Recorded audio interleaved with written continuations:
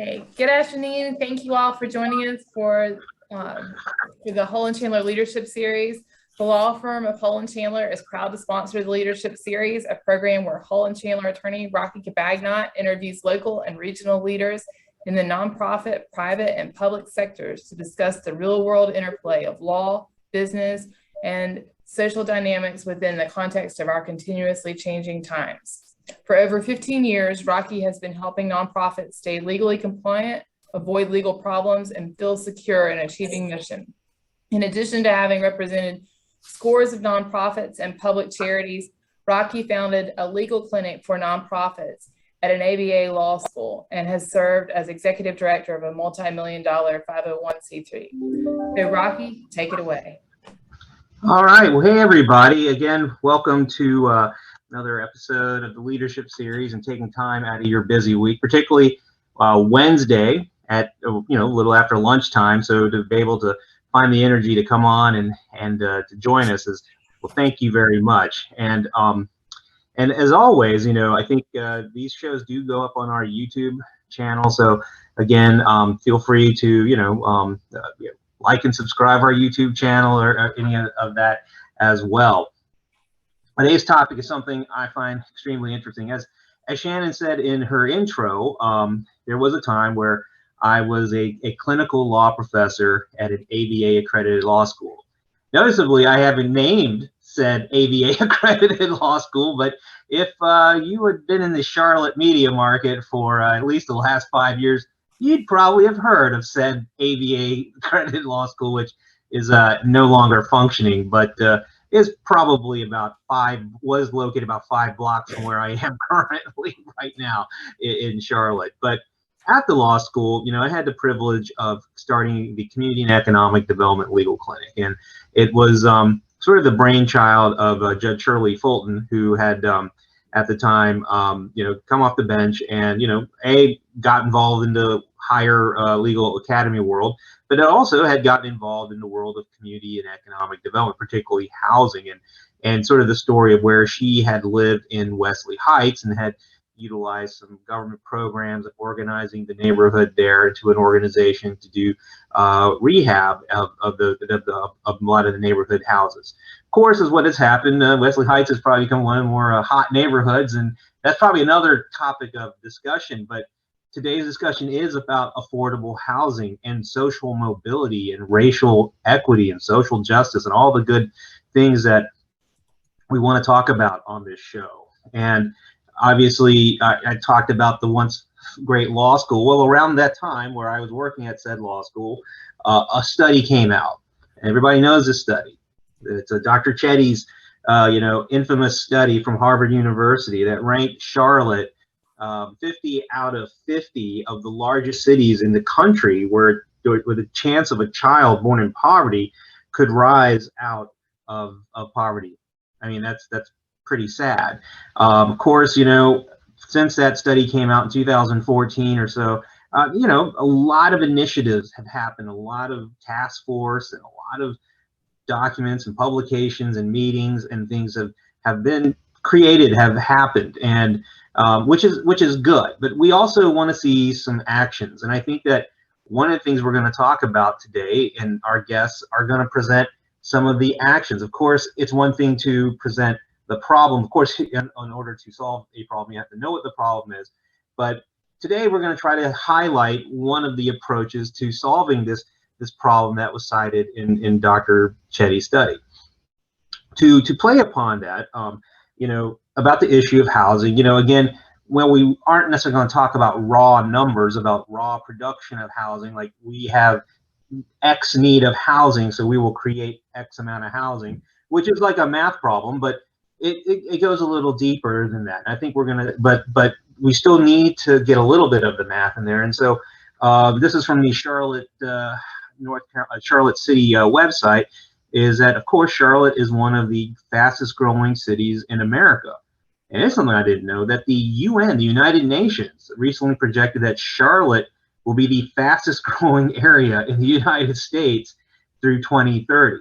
And of course, the cost of renting or buying a home has skyrocketed, and many really can't keep up. So here's what the city of Charlotte, this is through their studying, has come up with it. Our city needs an additional 32,000 units of affordable housing to meet our current need, which means more than 55,000 Charlotteans don't currently have an affordable place to live. And as they obviously want to highlight, because it's our team, it's having some troubles, but it's our team. It's 3/4 of the Panthers stadium.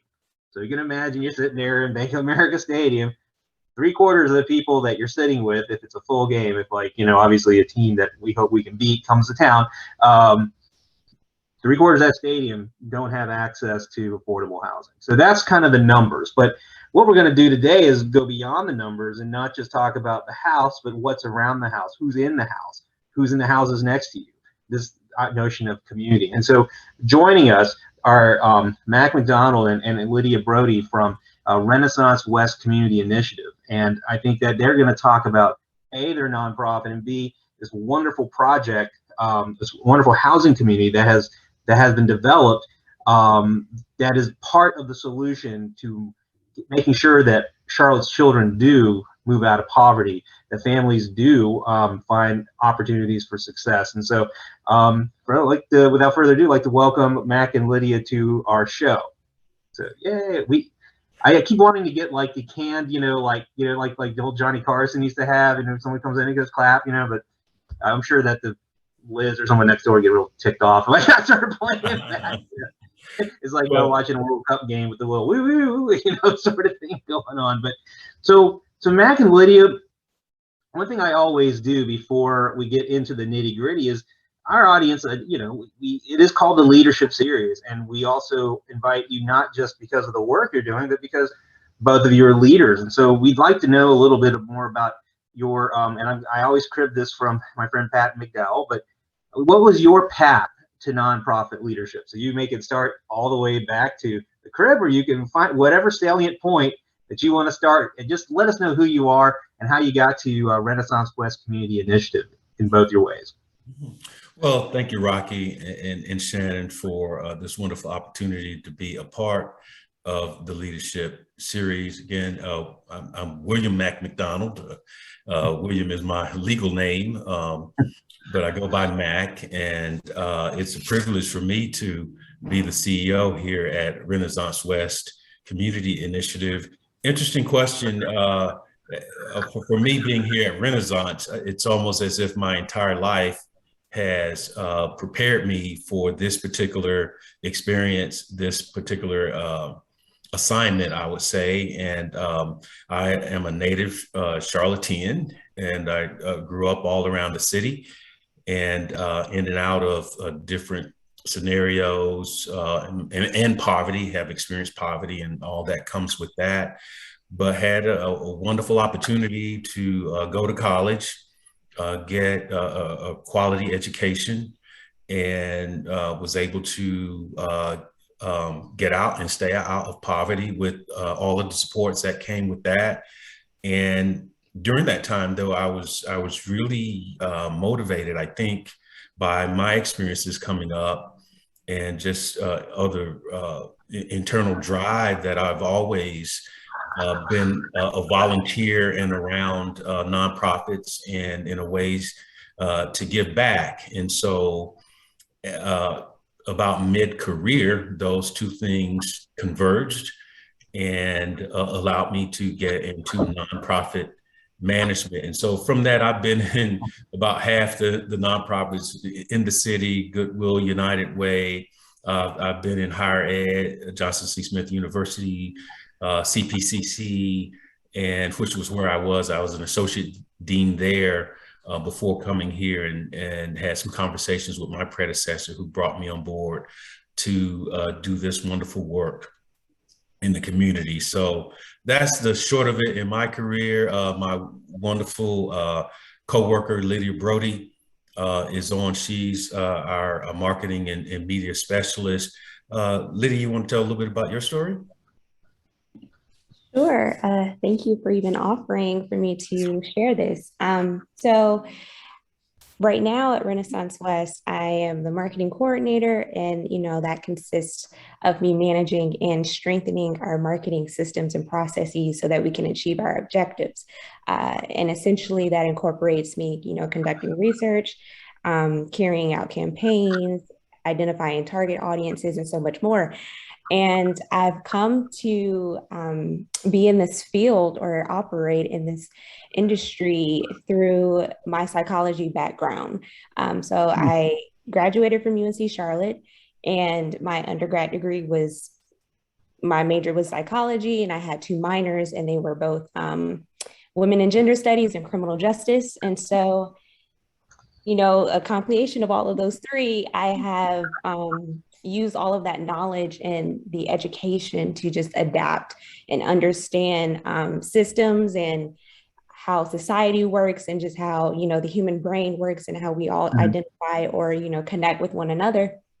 And all of that has just led me into this position to just, do my best to help out improving with, brand organization and brand awareness for what Renaissance West is doing in West Charlotte. Okay. So just remember, guys, like you have obviously the opportunity at any time you want to play a video or use any type of audio visual techniques, just let me know. So obviously, great to know. I mean, it sounds like both of you have had paths that have led you to Renaissance West Community Initiative. But for those in the audience who aren't super familiar about Renaissance West Community Initiative, let us know a little bit about the organization's history and its mission and its vision and what it's, those who aren't super familiar, what is Renaissance West Community Initiative all about? Well, Rocky, I think you provide the perfect segue.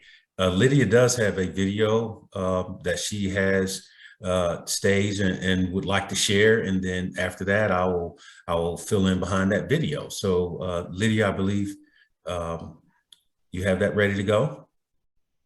I do.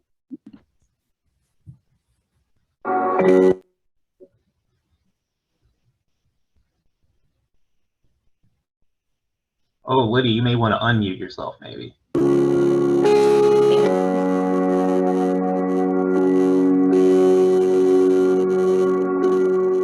When people hear that I do live over here, they're like, you stay on West Boulevard? Like, 'cause this is not the area that people think that can, I guess, change people's lives. They look at it as more of the ghetto, and it's all negativity. It's not safe at all.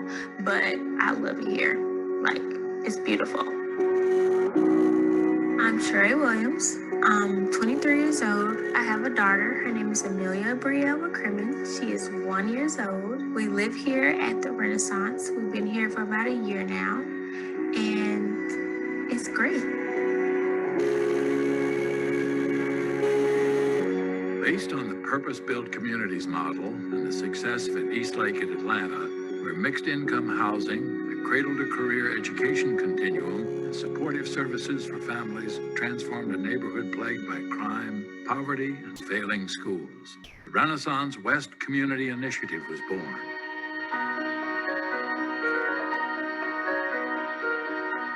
Charlotte Housing Authority took the lead on turning the area around and secured a Hope 6 grant to redevelop Boulevard Homes as a mixed-income community in 2010.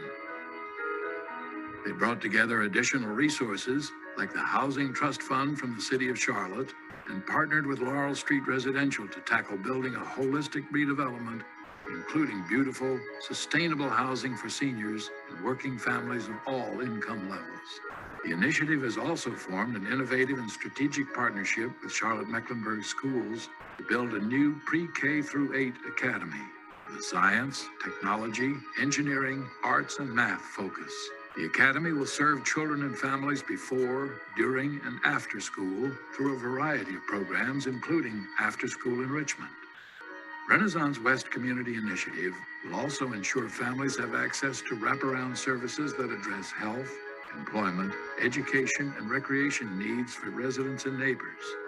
If we had a 5-star daycare on site. Do you know how that would make me feel? She's right across the street from her house. Like, I wouldn't worry at all. So me having that security and being able to just focus on what I need to focus on and not worrying about my child's safety would be a wonderful feeling.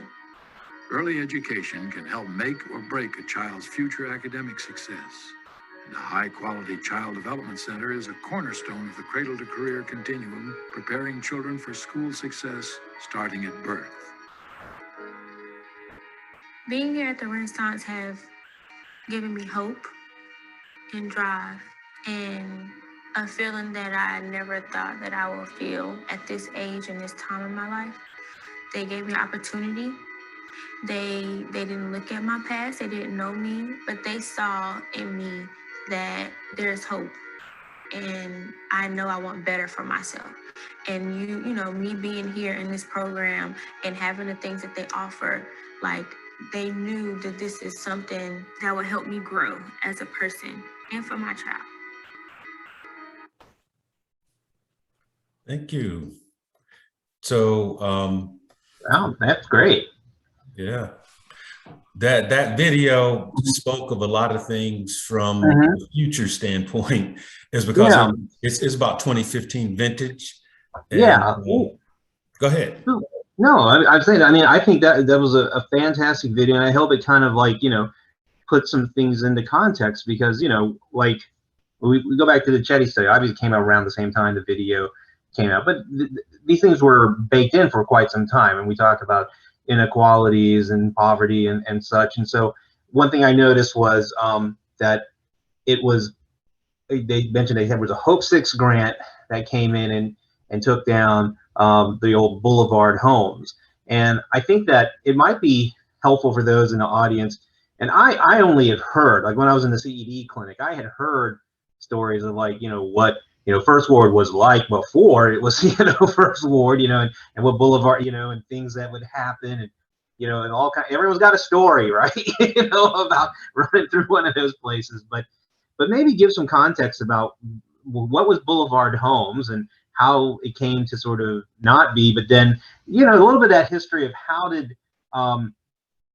you know, Renaissance West Community Initiative, and I definitely want to do a deeper dive in this notion of the purpose-built community model, but because obviously there was Boulevard Homes, and then there wasn't, but then there had to be something chosen. Why was that? So yeah, kind of give us, like, the story. Yeah, because really, it's a narrative. Just tell us the story. Yeah, so if you've been around Charlotte, let's say past 20 years or so, we have been really successful with community revitalization. We had lots of those old line housing projects, you know, 1960s vintage and older. And our housing authority had been really successful. The previous CEO really wanted to do something. The buildings were, you know, in a state of disrepair. And our community has been probably one of the most successful in the federal government's Hope 6 program. So the Hope 6 program, I believe, was started under Bill Clinton, but it was implemented by George W. Bush.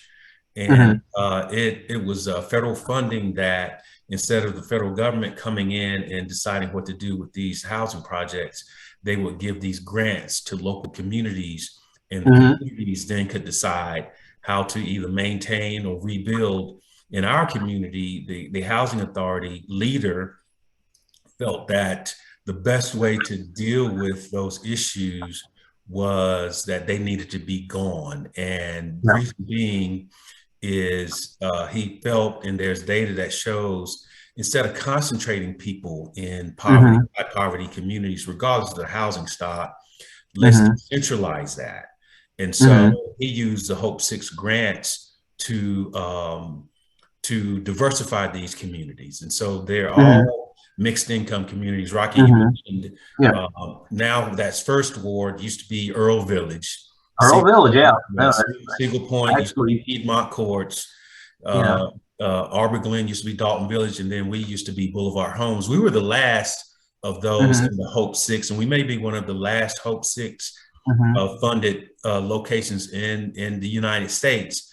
So what happened during that time, we had already been successful with the Hope 6 program, and there were some other community leaders who were also interested in early learning, right? It's at that time, I think Jeffrey Canada was really popular. You know, maybe some of our listeners remember that Waiting on Superman documentary about dealing with poverty. But Jeffrey Canada, he started his work in Harlem. He turned he was really one of the major catalysts in turning Harlem around, and he did that one block at a time by providing high quality education and support to families. And so this group of folks got together with the Housing Authority and made a proposal on that Hope 6 grant.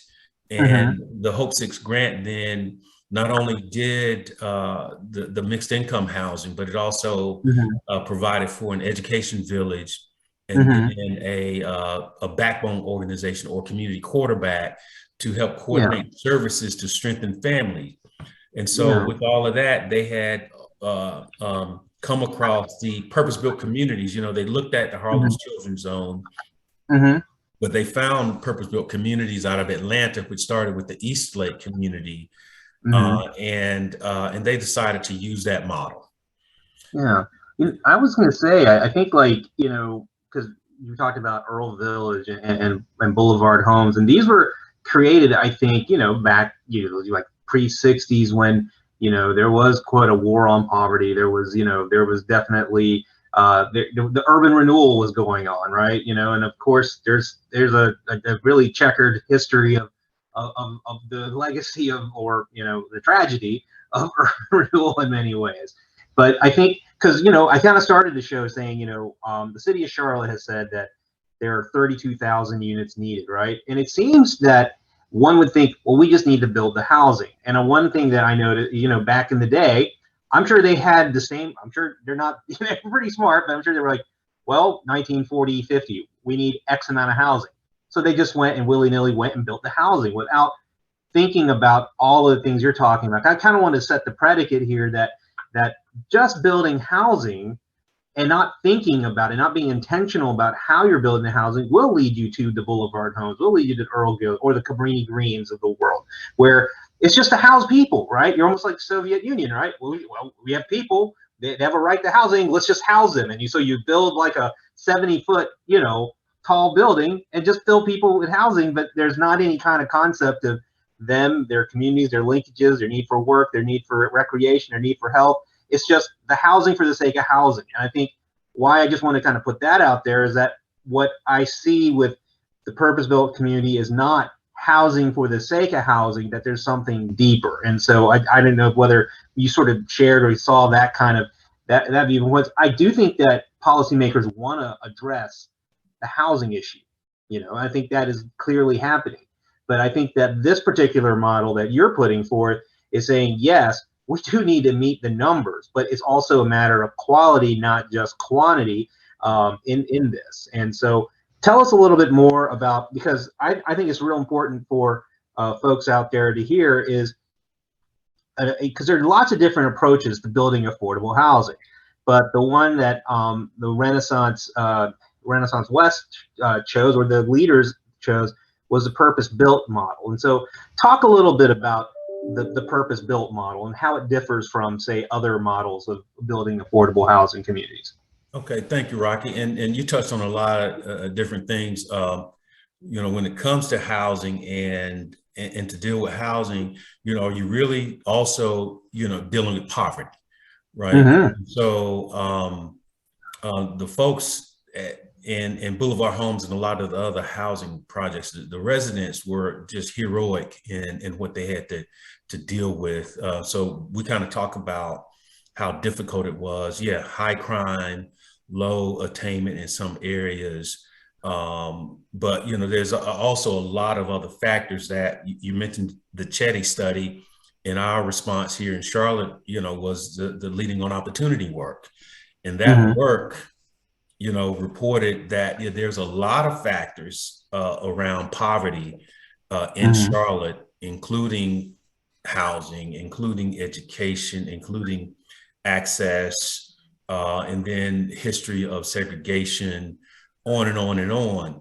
And so it is a complicated issue, poverty, and the factors that go, you know, some of it's systemic and some of it is personal. So in looking at how to deal with this issue, the folks who partnered with the Housing Authority took a look at these different models, understanding that, you know, you have to unpack the issue. And so when they saw the purpose-built model is based on 3 primary pillars, which interestingly enough line up perfectly with the findings of the folks in the Leading on Opportunity work. So the purpose-built model, and this was something that was discovered over a couple of decades. So purpose-built is a couple of decades old, but that work is about 25, 26 years old.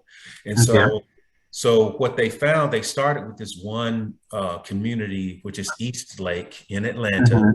And over all this time, they discovered mixed income housing, your cradle to college education pipeline of high quality education. And then you need these support services to strengthen families and build a thriving community. So those are the 3 pillars. And then you apply those pillars in a specific geography. You know, go ahead. So let's talk about one of the pillars first. So mixed income housing, right? Because I think that goes against sort of like a lot of folks when they think of affordable housing. It's almost like the idea is almost like, you know, let's just take everyone who is of low income, you can't afford a house, let's just put you all together. This particular model is saying, well, of course you need to have, if you're doing affordable housing, you have to create, but we're talking about a mixed income model. So tell us why a mixed income model versus say, because, you know, one person might say, well, you could just put more poor people here and you get more poor people housed, right? Because the problem is people in the Panther Stadium don't have housing, but this particular model says, let's do it at a mixed level. What are the benefits of doing it at a mixed level? I think it's all about building community and about access to social capital, absolutely, access to resources. And so, you know, typically folks in a low income environment don't have the same access to resources that someone that, you know, disposable income, right?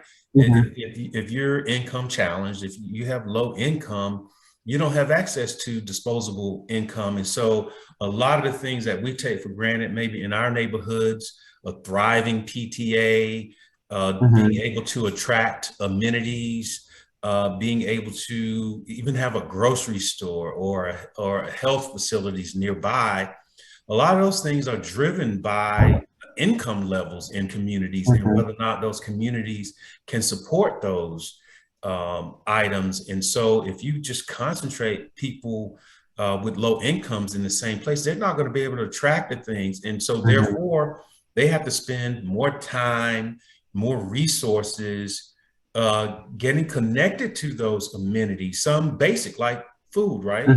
And so that's one of the arguments. The other thing is just that, you know, there's situational poverty and then there's also generational poverty.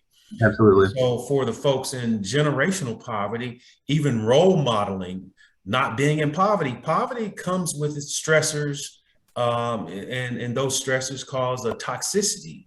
And so when you're just reinforcing those stressors amongst the same people, then you're going to have generational poverty. And so to break that up, to expose people to different types of people that have different perspectives, that have access to resources, that allow them to diversify the way that they think and role model access to resources and a different vision for themselves and their children is really important. Yeah, because I've always been a fan of the mixed income model, mostly because it's not really a new model, right? Before we had planning, we all lived in mixed income communities, right? You know, you have a block, there's the rich man's house right there, the big mansion, and you go half a block over, there's a poor, you know, we didn't have quite the segregation in just housing structures. You just happen to live where you live, but then those people had to interact, right? Their children went to the same school, you know, I'm sure they would see each other at the food line or wherever, you know. It was and you have that shared sense of community. And of course you mentioned social capital, because it's kind of like a pickup basketball game, right? I go there, if I see a couple of dudes I know who can really ball, I want them on my team because I'm not that good at it, but I like to play, right? You know, so if you have a mix, you know, you got a better chance to get, you know, a bunch of guys look like me, maybe not so much, but you know, if I got a couple of guys that can ball, you know, it's a much better chance there. And so I think that's a strong pillar in my opinion. So you know, the community, right? Just you know, we're made to be in community, and diversification in your community, so everybody can have a strong PTA for their kids, and put the resources in their schools to have a strong school and get a quality education. But when you concentrate poverty, that's just not available for everybody. Yeah. Okay, so definitely, so the purpose-built community, it's got a mixed income model, and it promotes that. And then you mentioned early childhood or a cradle to college education pipeline. So talk a little bit about that and how how Renaissance West is addressing this. Right. So ultimately, you know, our model is to help people get out and stay out of poverty. That's ultimately what we're about. And so, you know, research shows that the more quality education you have, the more income that you know, your earning power is greater. The more education you have, and quality education. And so it just makes sense that we provide an opportunity for our residents to have access to that quality education. So one of the key components or anchors really of the purpose-built model, and again, if you have an opportunity to visit Eastlake, you'll be able to visit this incredible school called the Drew Charter School. And the Drew Charter School has really developed a mastery around being able to provide a high quality education to a population of high poverty students. So it has gone from one of the worst schools in the Atlanta public school system district to one of the best schools in the entire state, public or private, and still has a high poverty population, but nearly 100% graduation rates. Their children who decide to go to college have a high percentage that qualify for scholarships, and they're just doing this year after year after year. And so and they're having these outcomes of taking kids in poverty and giving them the momentum to come out of college with, you know, now all of a sudden you're in the middle class and upper. And so the education has an important role for early education. You know, we're focused, you know, here in Charlotte about being able to read on grade level by third grade. Absolutely. You know, yeah, the science just shows that, you know, the earlier, the better we get our kids reading and get them exposed to an educational experience, provides a trajectory that's undeniable and gives them advantages throughout their entire life. And so here at Renaissance West, we have our own early learning center. It's the Howard Levine Child Development Center. And we serve our community children six weeks up. And then we have on site. Oh, wow. Look at that place. Yeah, that's the HLCDC. That's on premises? That's on site. So wow. our supporters, they were really, that early group that I mentioned, they were really strong advocates for early learning and its ability to fight the children poverty. Who are living, so the children who are living, the families and the children who are living in the community, they can just walk here. I mean, it probably just it's there, so they don't need to worry about a bus or transportation. I mean, boom, it is there for them.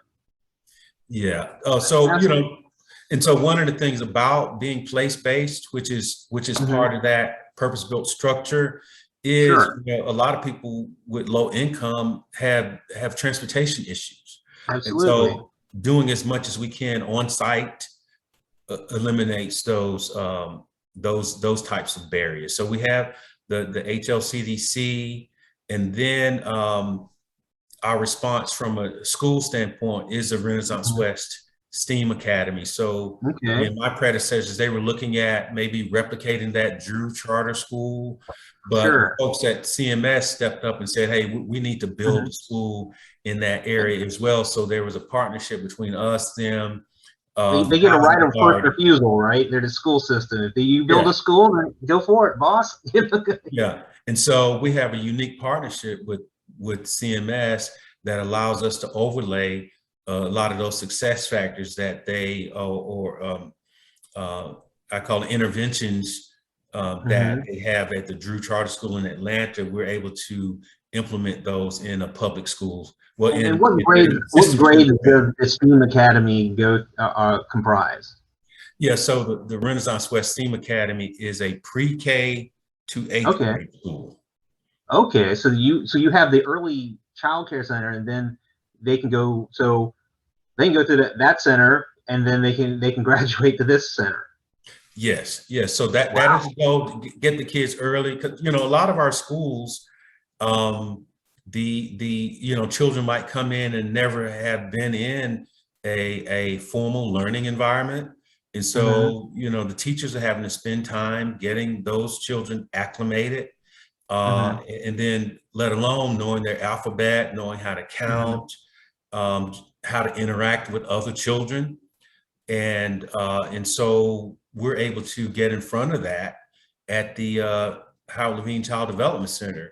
Another byproduct of having all of this in the community is our partnerships. So we embed partners in our schools, and just a point of fact is that we have been able to intervene on some issues that lots of times we don't discover until people show up in grade school. So we've been able to, about 20% of our children, we've been able to find, let's say, pre-disabilities around learning and correct those before they enter the school system.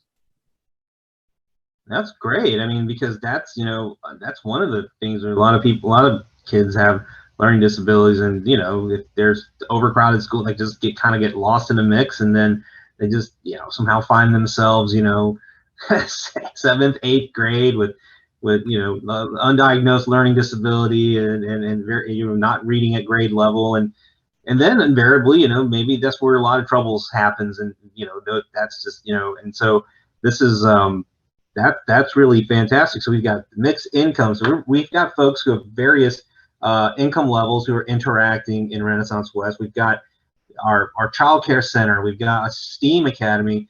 Tell us a little bit more about the wellness aspect, because I think that sounds like that's another issue that's another service or another really benefit of living in this community that is there.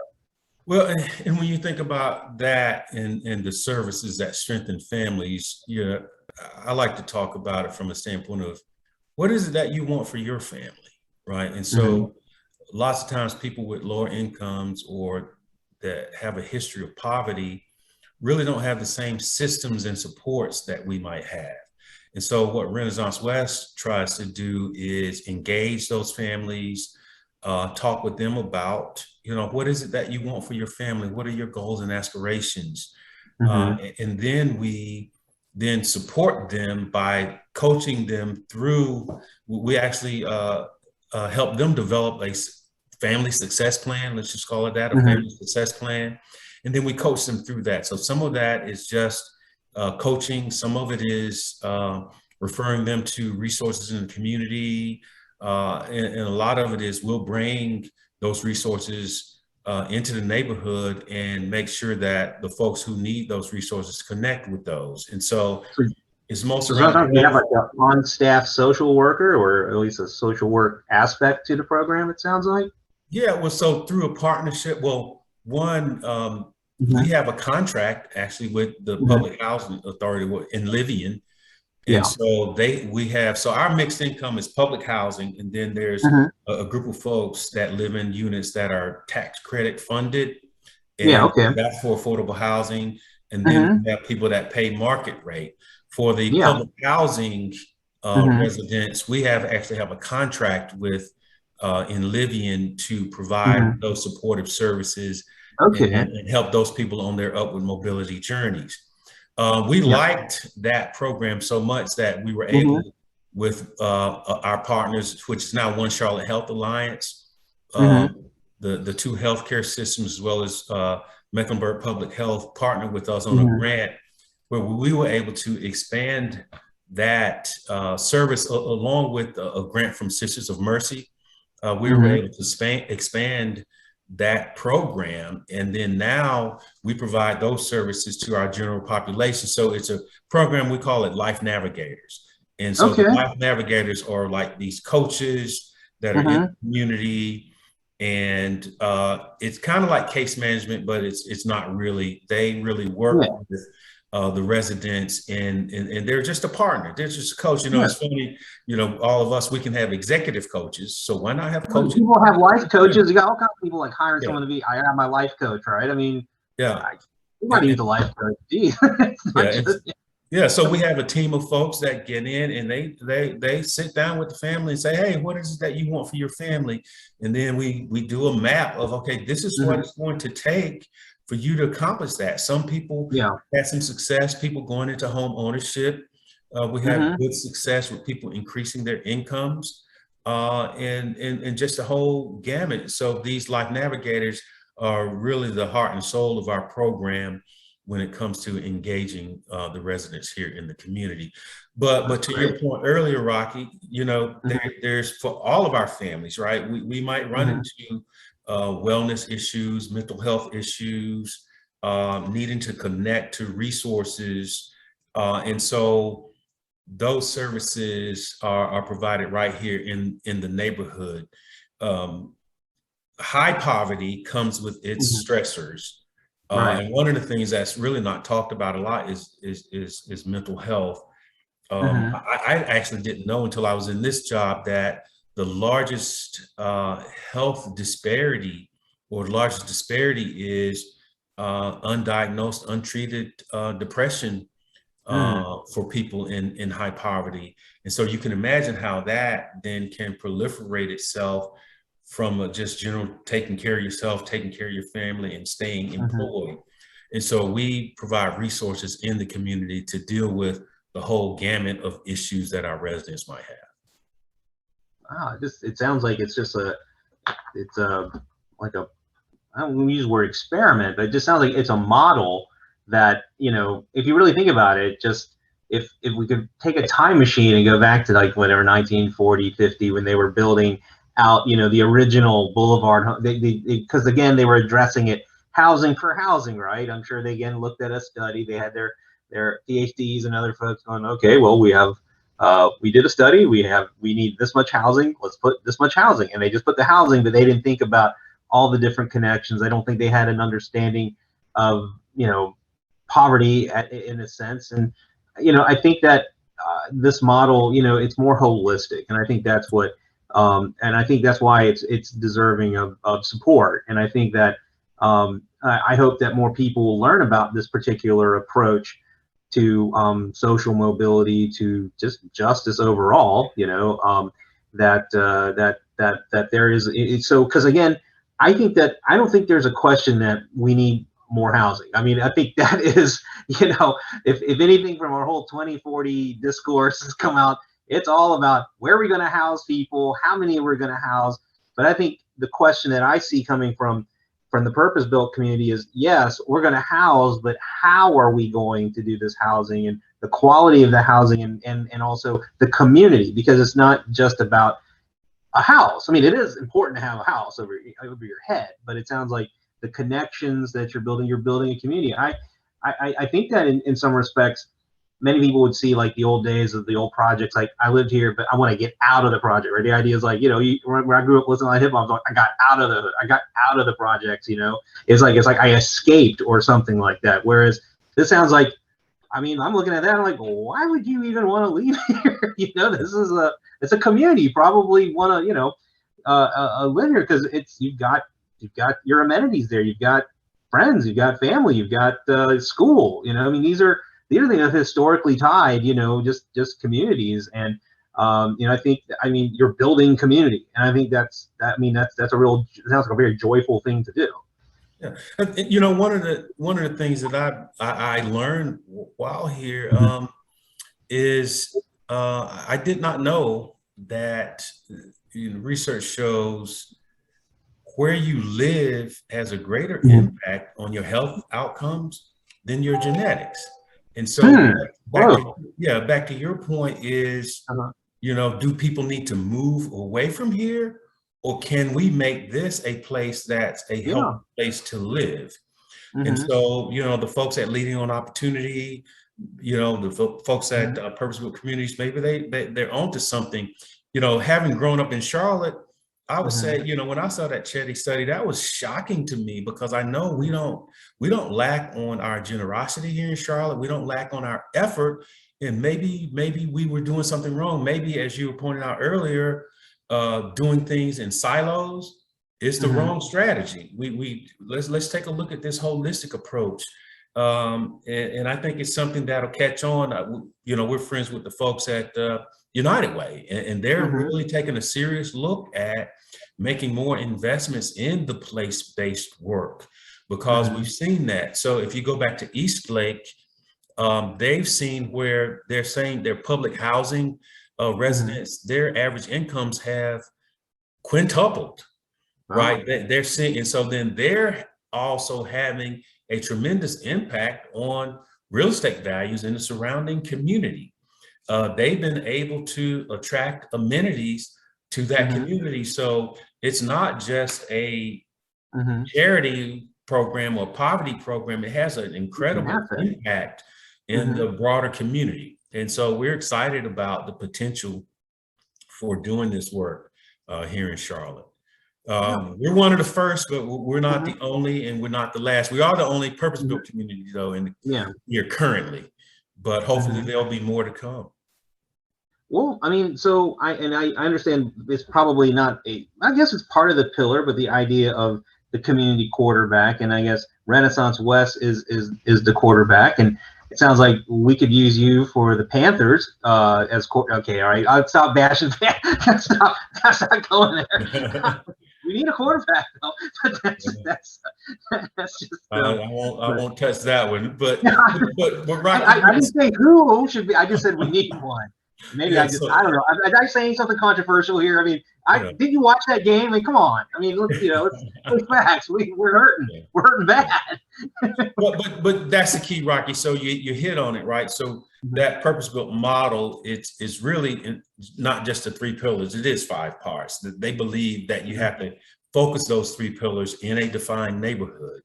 And then you do have to overlay all of it with the community quarterback. So the community quarterback coordinates. So all the partners that are here, we coordinate with those partners because, you know, some partners, you know, their funding might run out, but if that's a critical need in our community, then we'll try to help them get more funding, or we'll find another partner to provide that service. We also make sure that the services are provided at times and days with the supports that our residents need. So a lot of us in nonprofit will deliver these programs, but you know, if you think about it, we're trying to get people to work. And so delivering the program at 2 o'clock in the afternoon, that's not going to work. So maybe we need to do that in the evenings and on the weekends. And by the way, our heads of household here are mostly single moms, right? And so then we provide childcare. And we provide meals, and our partners at the YMCA have provided childcare during our workshops. And so that holistic approach really proliferates across the board in this community. And again, like I pointed out, those results at Eastlake, it's been proven. We're early on, but we do see hopes and glimpses that we're on the right track.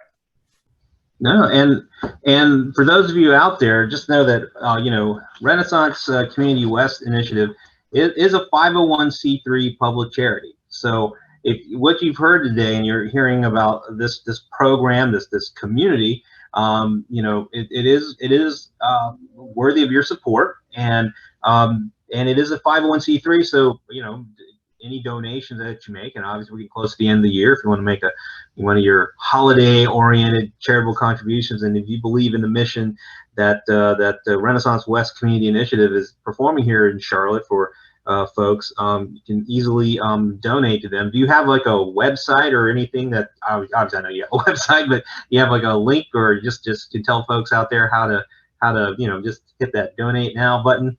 Yeah, sure. Lydia, you want to talk about our social media? We are at rwci.org. That's our website. But Lydia, she manages our social media. Where else can our potential supporters find us, Lydia? So you all can find us on Twitter. We are active on Facebook and Instagram and LinkedIn. So for Twitter, our account handle is @_RWCI. And then for Instagram, it's at RWCI Impact. For Facebook, it is Renaissance West Community Initiative spelled out. And then for LinkedIn, it is the same for Facebook. Thank you. Awesome. Thank you. All right. Well, we are now at 10 minutes before the hour. So this is an opportunity where we definitely want to open up the conversation to everybody. So if you've heard something that you really want to comment or ask a question about, maybe the purpose-built model or what's going on in the Renaissance West community, which is here, the community is in West Charlotte. It is, you can try, obviously it's operating right now. If you want to ask some questions, please unmute yourself and ask a question, join in a convo.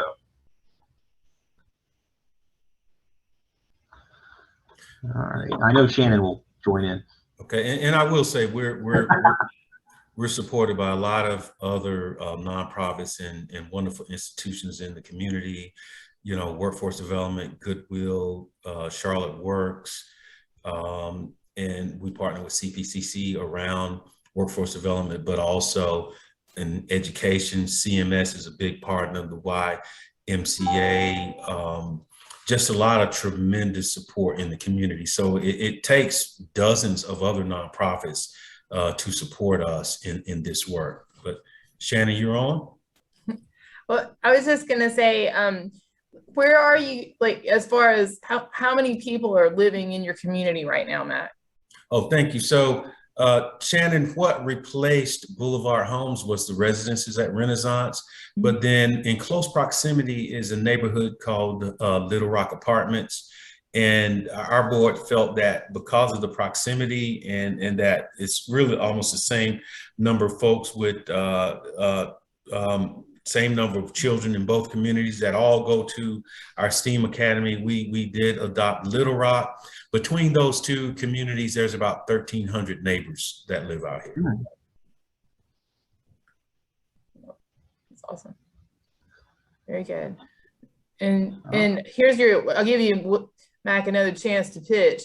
So is there anything that you're trying to raise funds for right now that would be particularly beneficial for people to consider? Yeah, well, so it's always because of the community quarterback concept.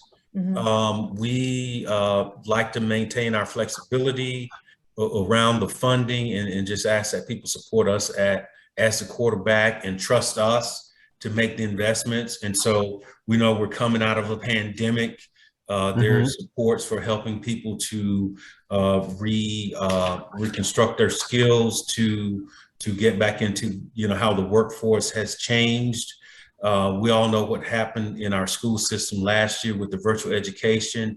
And so we're looking for supports to provide out of school time, additional tutoring and supports to try to catch our children back up from an educational standpoint.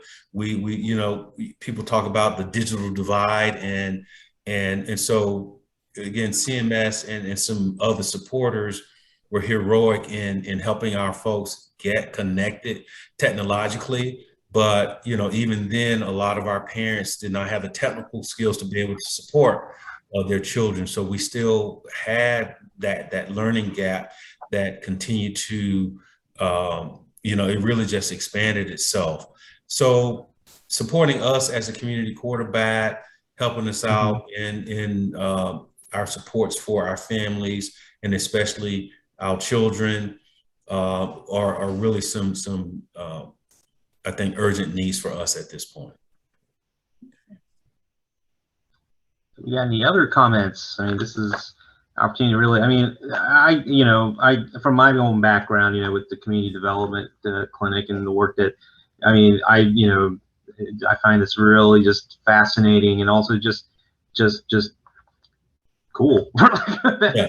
Well, Rocky, and we love for people to connect with us social media and spread the word, send the word out about Renaissance West to your networks, and really just, spread the word about what we're doing. We want all of Charlotte to know about us, and whether it's engaging us with direct support or coming to the community and volunteering or just sharing with your neighbors. It's a wonderful tour.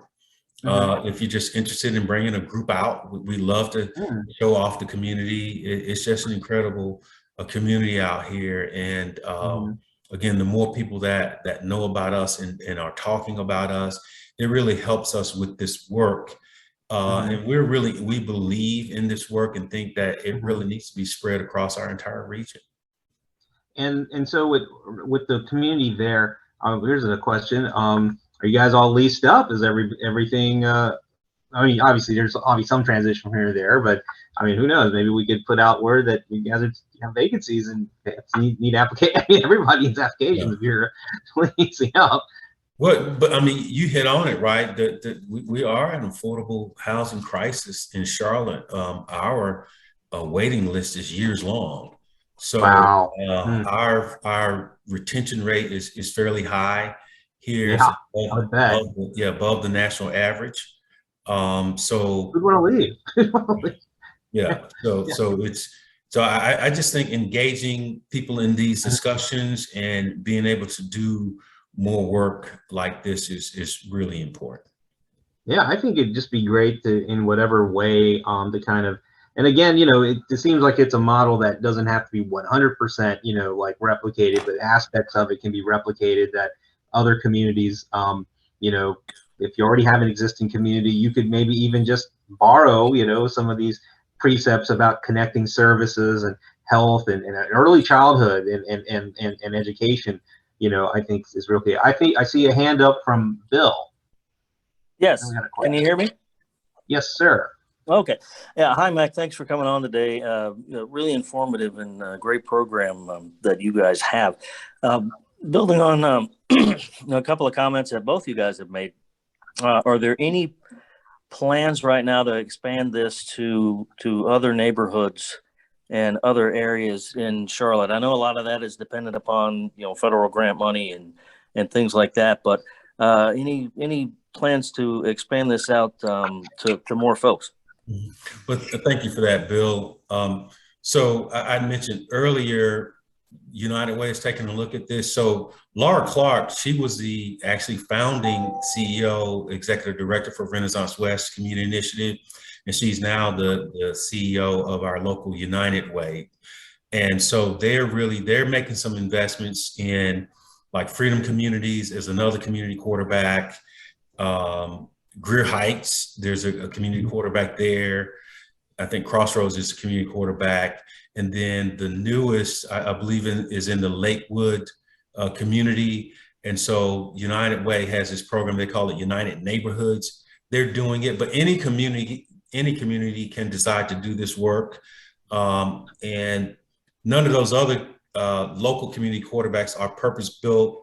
Purpose-built requires those three pillars that I mentioned earlier, but I wouldn't be surprised if another community decides to do this work and wants to be a part of purpose-built community. So just to share some information about them, there's a purpose-built community coming up in Winston-Salem, and there's one in Raleigh, and then there's also one in Spartanburg, South Carolina. Those are the closest ones to us. So Bill, I hope I answered your question. You did. Thanks so much. Yes, sir. Thank you. All right. Any other questions, or comments, that we've got? Don't be shy. We're all friendly here. You know, Rocky, we just really appreciate this opportunity to be a part of the leadership series and you guys making this investment in us and exposing us to your audience. It's, again, just a pleasure for us to talk about this work. All of us are passionate about it and we believe in this work, and we just enjoy having an opportunity to share it with other people. So thank you, and Shannon and you guys, whole team and your firm for doing this for us. Thank you, and Lydia and Renaissance West for the work that you're doing.